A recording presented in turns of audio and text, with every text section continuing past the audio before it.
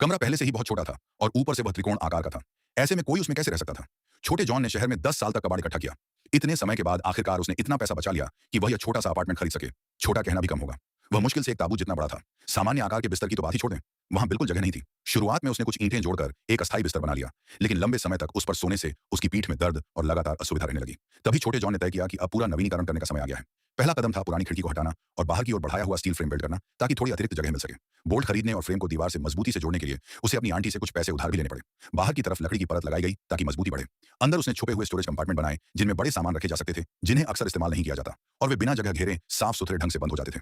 बिस्तर के पैरों की तरफ छोटे से कोने में उसने वाइन और अच्छी चाय रखने के लिए एक लटकता हुआ कैबिनेट लगाया, जिसके नीचे निजी सामान रखने के लिए अतिरिक्त जगह थी।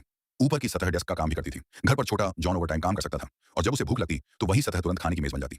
एक ही टेबल टॉप, अनगिनत काम। उसके पास ही उसने एक और कैबिनेट बनाया जिसमें टॉयलेटरीज और खाना बनाने की जरूरी चीजें जैसे तेल, नमक, सोया सॉस और सिरका रखे जा सके। कैबिनेट के दरवाजों पर शीशा लगा था, जिससे जगह ज्यादा उपयोगी और देखने में बड़ी लगती थी। रसोई और बाथरूम दोनों जगह टाइल्स लगाई गई थी। एक कोने में कस्टम कैबिनेट लगाया गया, जिसके नीचे वॉशिंग मशीन फिट की गई। बर्तन, कटोरे, प्लेटें और चम्मच सबके लिए अलग जगह बनाई गई। ऊपर सिंक और इंडक्शन कुकटॉप लगाया गया। इस तरह एक पूरी मिनी किचन तैयार हो गई। फिर बाथरूम की बारी आई। छोटे जॉन के पास आखिरकार एक ऐसा टॉयलेट था जिस पर वह आराम से बैठ सकता था। नहाने के सामान के लिए एक छोटा काउंटर टॉप लगाया गया। ऊपर छत से शॉवर हेड लगाया गया और बदबू को अंदर ही रखने के लिए कांच का दरवाजा लगाया गया। बिस्तर के सिरहाने की तरफ उसने रोजमर्रा के कपड़ों के लिए एक बड़ा वार्डरोब बनाया और एक छोटा सा छुपा हुआ कोना अपने युवा राजों के लिए छोड़ दिया। कुछ पसंदीदा किताबें भी वहां रखी गईं ताकि सोने से पहले पढ़ सके। दरवाजे बंद करने पर धूल बिल्कुल अंदर नहीं जाती थी। सुविधा के लिए बिस्तर के पास ही पावर आउटलेट और स्विच लगाए गए। उसने अपनी आंटी के घर से एक गद्दा भी उधार लिया। अगर वह कभी अपनी गर्लफ्रेंड को घर लाता तो यह जगह फिर भी आरामदायक महसूस होती।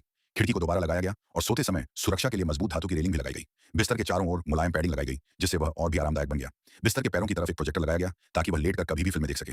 बिस्तर के नीचे अतिरिक्त स्टोरेज के लिए एक दराज भी बनाई गई। जगह भले ही सीमित हो, लेकिन संभावनाएं अनंत हैं। अंतिम परिणाम देखकर सच में ऐसा लगता है जैसे कोई बदसूरत बत्तख एक खूबसूरत हंस में बदल गई हो।